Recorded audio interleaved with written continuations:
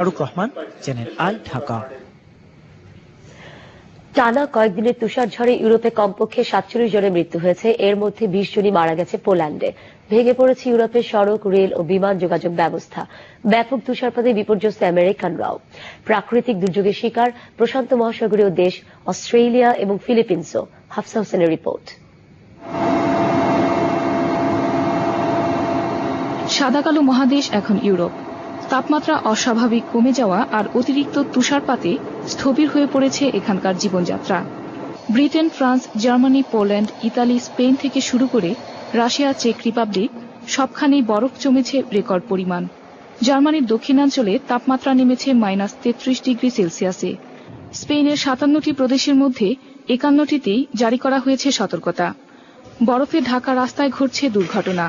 বিমান দুর্ঘটনা এড়াতে বন্ধ করে দেওয়া হয়েছে জার্মানির ড্রুসেলডর্ফ আর বেলজিয়ামের 3টি বিমানবন্দর। এছাড়া ফ্রাঙ্কফুর্ট, ম্যানচেস্টার, চার্লস দ্য গল সহ বড় বড় বিমানবন্দরেও বাতিল করা হয়েছে অসংখ্য flight. Not that bad, but I still miss my family. I've been here since August, and I have to stay here until June.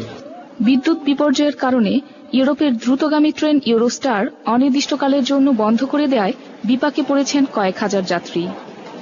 বিরূপ আবহাওয়া যুক্তরাষ্ট্রেও কোথাও কোথাও বরফ জমেছে 26 ইঞ্চি পর্যন্ত।